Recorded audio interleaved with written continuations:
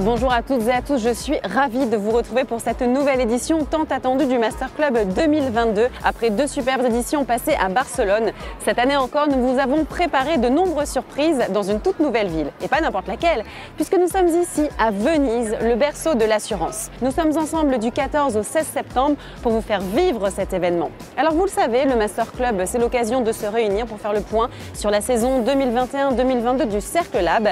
Cette année, notre thématique porte sur les leviers de la confiance, comment cimenter le lien avec l'assuré. C'est le grand axe de réflexion de notre comité scientifique. Nous allons également vous présenter les travaux du Cercle Lab I3, mais aussi vous révéler la synthèse de plus de 10 mois d'échanges au sein de nos clubs dans notre fameux cahier des tendances du secteur de l'assurance. Je veux bien entendu parler du fameux Badass.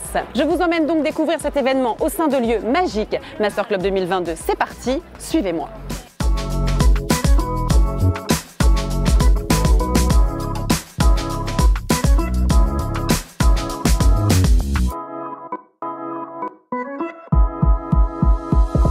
Et ça y est, c'est le lancement de notre Master Club 2022 et le premier rendez-vous est pris au Sunset Terrace du JW Marriott pour notre soirée d'inauguration. Qu'est-ce qui va se passer durant ces 2 jours? Eh bien, pour le savoir, je laisse la parole à Sébastien Jakubowski et Gilles-Emmanuel Bernard pour vous présenter le programme de cette édition.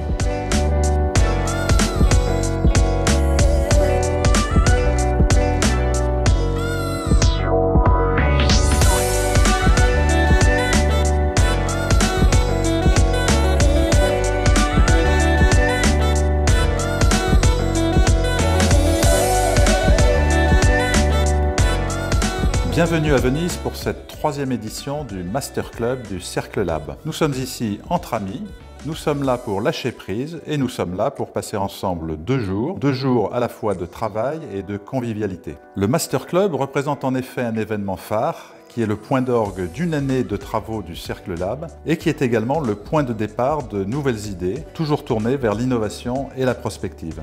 Nous avons un fil rouge que vous découvrirez dès demain, qui est les leviers de la confiance. C'est tout un programme pour notre profession qui est souvent assez bousculé, comme vous le savez, sur cette thématique. Bienvenue à tous à Venise. Venise, cité-État où tout a commencé pour l'assurance. Finalement, Venise, c'est l'endroit idéal pour le Master Club, pour un retour aux sources, pour réfléchir et imaginer l'assurance de demain. Cette saison, ça sera la 5e saison depuis qu'on a repris le Cercle Lab chez Ceroni. La fin de notre premier quinquennat en quelque sorte. Comme en politique, à la fin de ce premier quinquennat, il sera temps pour nous de vous proposer une nouvelle aventure qui continuera à s'inscrire dans la vision que l'on a du Cercle Lab, qui doit être, encore une fois, de participer à l'évolution du secteur de l'assurance. Ça sera vraiment l'ADN de la nouvelle aventure que l'on vous proposera l'année prochaine. Donc ces 3 jours, la synthèse des travaux. On va décider aussi des sujets de l'année suivante. On va vous parler aussi du Cercle Lab I3. C'est un peu notre spin-off à nous, dédié aux nouvelles technologies du Cercle Lab. On va vous proposer des prototypes IT qu'on a développés avec vous, donc du code. Les prototypes de l'année dernière tournent aujourd'hui dans certains de vos SI. Donc voilà, c'est concret. On va vous présenter aussi la nouvelle promo de jeunes entreprises qu'on a fait grandir ensemble cette année et qui sont présentes ce soir, que vous allez rencontrer. Cercle Lab I3 s'inscrit totalement dans cette volonté de faire évoluer le secteur de l'assurance. Il me reste à vous souhaiter une très belle soirée et à déclarer ouverte cette édition 2022 du Master Club. Merci.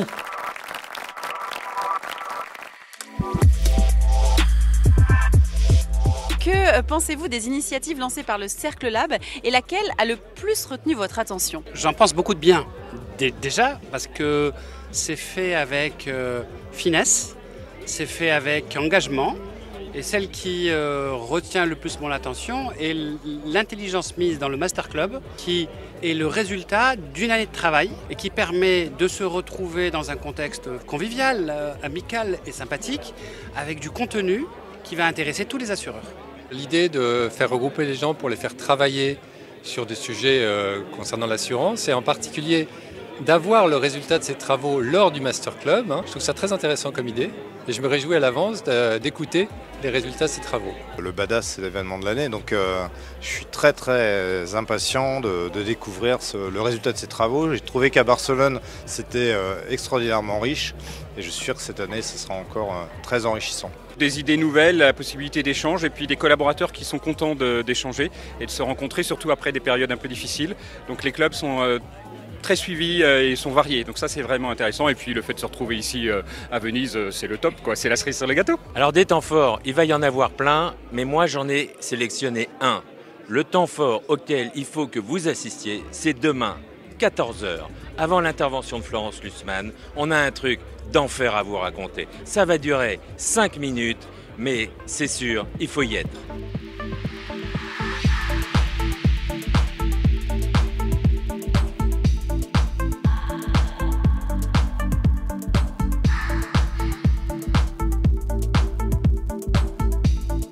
Et nous débutons notre matinée avec nos 10 clubs. Voyons ce qui s'est dit avec nos parrains marraines. Je vous emmène, suivez-moi.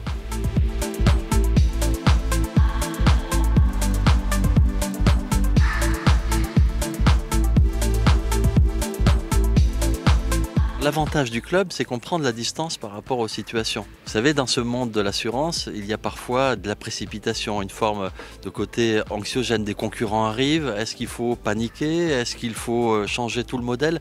Non, là, avec recul, on se dit, oui, potentiellement, il y a de nouveaux entrants, mais nous avons vraiment des cartes à faire valoir, nous avons des atouts. On a cette puissance financière et cette capacité à la diffuser dans l'écosystème, et c'était un peu ça qui est ressorti de nos travaux du groupe RSO. Alors cette saison intervenait dans un contexte d'élection présidentielle, fin d'une mandature et surtout début d'une nouvelle. Et donc en fait, nous avons choisi de transformer notre club cette année en atelier de réflexion sur ce que pourraient être les prochaines réformes.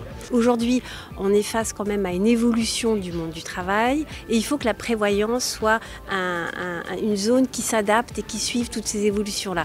Et c'est en ça que tous ces clubs sont intéressants et on a des débats extrêmement éclairants pour l'avenir. Nous avons travaillé avec pas mal d'acteurs, start-up, digitaux et autres, mais en tenant compte, je dirais, de l'environnement dans lequel nous sommes. C'était vraiment ça le sujet, démocratiser la gestion de patrimoine, c'est pas simplement placer son argent, mais c'est avoir une stratégie globale et donc trouver des solutions qui permettent de démocratiser l'accès à ces stratégies globales.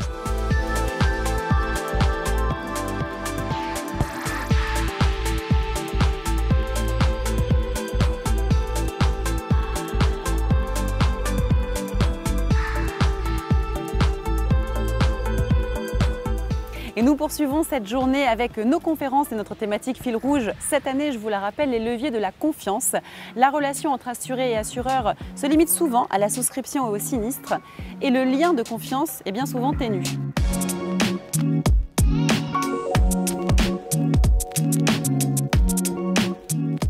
D'abord, la confiance entre l'assureur et l'assuré, c'est à la base du contrat qui nous lie. Ce contrat d'assurance qui est un contrat de bonne foi, il faut toujours le rappeler. Donc c'est vraiment de l'intérêt conjoint, partagé à la fois de l'assuré bien entendu et de l'assureur, d'être complètement aligné par exemple sur les garanties qui sont effectivement couvertes. Donc c'est la raison pour laquelle nous travaillons depuis des années et il y a encore des progrès à faire, mais on en a fait quand même un certain nombre pour aller vers toujours plus de lisibilité dans nos contrats.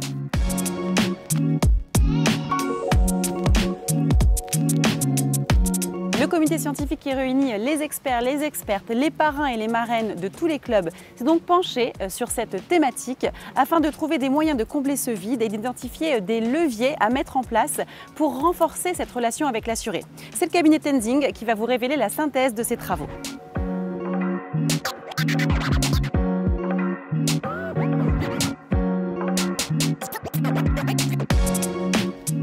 C'est un moment un peu historique et je pense qu'on a une chance de finalement redorer le blason ou donner les lettres de noblesse à l'assurance. Elle est à la fois bonne, la relation client, parce que tous les assurants vont faire d'énormes progrès sur les prestations, on va dire le service attendu. Et puis il y a un énorme problème qui est la relation client au quotidien. Et sur cette relation client au quotidien, que disent les assurés? Ils disent que c'est un grand vide. C'est pour ça que je dis que c'est une opportunité géniale pour nous tous, c'est de changer la donne, de réinventer quelque chose autour de plus humain, plus proactif, plus régulier, pour densifier, épaissir cette relation au quotidien. On est en pleine conférence sur notre thématique fil rouge du comité scientifique. Comment cimenter, assurer le lien de confiance entre assuré et assureur. On va voir si le sujet passionne en salle. Qu'est-ce que vous pensez de cette thématique du comité scientifique, notre fil rouge? Est-ce que déjà ça vous passionne? Est-ce que vous pensez qu'il y a vraiment un gros sujet de réflexion là-dessus? Alors oui, je pense qu'effectivement la question de la relation client et de la proximité avec les assurés ou avec les adhérents a été un élément vraiment majeur de l'évolution des systèmes d'assurance. L'accélération de la relation au travers du numérique, tout en conservant la part d'humain, est un élément très important. Une conférence qui, moi, en tant que DRH, m'intéresse aussi, parce qu'on travaille en symétrie d'attention, confiance avec nos clients et confiance avec nos salariés. À la fois d'abord une évidence, parce que c'est la relation entre un client et un fournisseur de services, un assureur, et d'autre part une source d'inspiration pour nous pousser à aller plus loin et innover, à proposer des solutions qui cimentent et qui créent une relation encore plus dense, basée sur la confiance évidemment. Invention, impulsion, investissement, I3, c'est le spin-off du Cercle Lab dédié à la tech. Et nous commençons tout de suite avec Invention, le Fab Lab de l'assurance. Découvrons ensemble avec Olivier Aluit les prototypes développés cette année.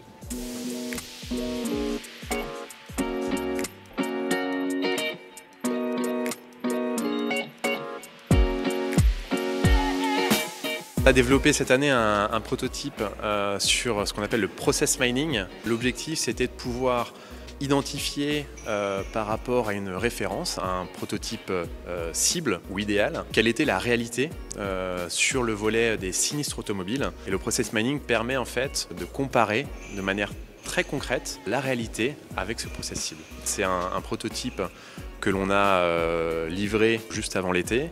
Et donc là, on est en train de se l'approprier et de voir comment est-ce qu'on peut aller plus loin dans une optique d'industrialisation.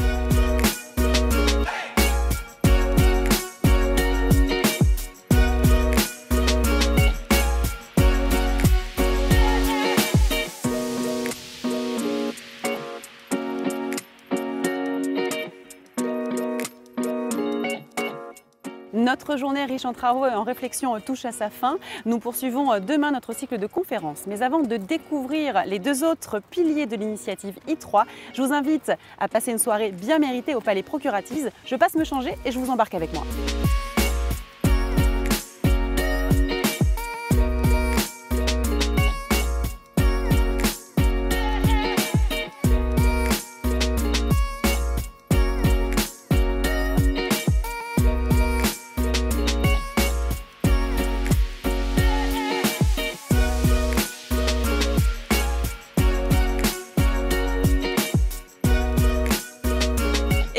Le temps de se détendre, enfin oui, et nous sommes dans un lieu mythique de Venise, les Procuratis. Cela fait 500 ans que le lieu n'a pas été ouvert au public. C'est un lieu chargé d'histoire. Je suis avec vous, Jean-Laurent Granier. Pouvez-vous nous parler un peu plus de l'histoire de ce lieu? Le groupe Generali, après avoir été fondé à Trieste en 1831, quelques semaines après, est venu s'installer ici à Venise, qui était un pôle économique. Et dans ce pôle économique, il y avait un lieu important qui était le lieu où vivaient les procurateurs, les préfets de Venise, qui représentaient les 6 quartiers de Venise. Et progressivement, en se développant, Generali a racheté toute la partie nord de la place Saint-Marc et a créé des bureaux dans ce lieu qui était le lieu des préfets de Venise, là où se nouait l'activité économique.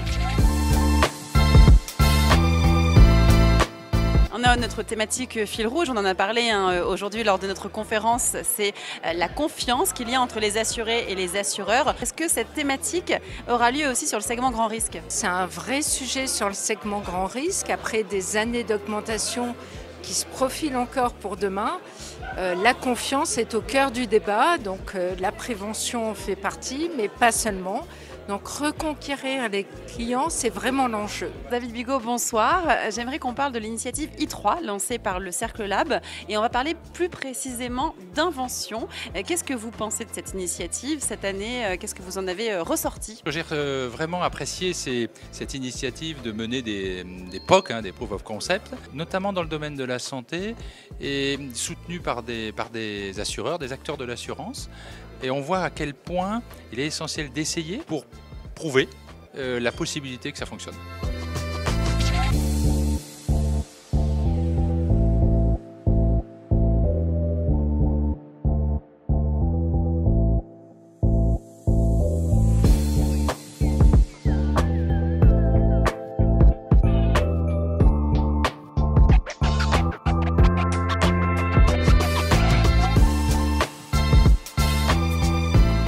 Et c'est parti pour notre dernière journée de conférence. Vous verrez également les 2 autres initiatives du Cercle Lab. Je veux bien entendu parler d'Impulsion. Vous connaissez à présent ce programme, c'est l'incubateur pas comme les autres qui permet à des startups de développer des projets innovants grâce à l'accompagnement d'experts et de parrains dans le domaine de l'assurance.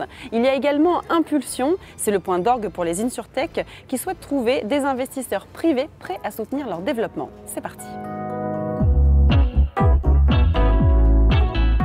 Bonjour Rodolphe Pem, vous êtes un peu le Philippe Etchebest de notre saison Impulsion. J'aimerais que vous nous parliez de cette saison, ce que vous en avez retenu et qu'avez-vous pensé surtout de nos candidats. Écoute, je suis ravi en tout cas de répondre à cette question dans ce cadre à Venise du Master Club. C'est toujours un moment très fort et très agréable d'échanger avec les startups. On voit leur progression dans le temps.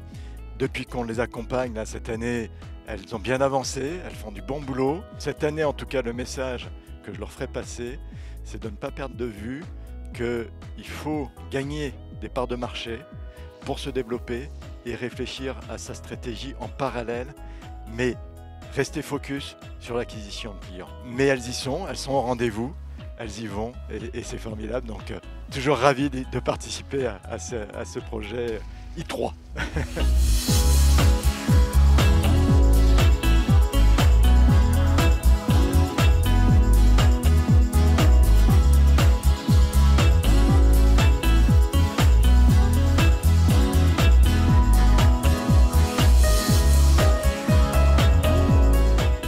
Comme vous l'avez vu, nous avons vécu une superbe édition ici même à Venise. Et si le secteur de l'assurance est en pleine évolution, c'est grâce à tous ces acteurs, grâce à vous, à vos échanges. Et on vous attend nombreux et nombreuses au sein des clubs du Cercle Lab pour la saison 2022-2023. Rendez-vous pris.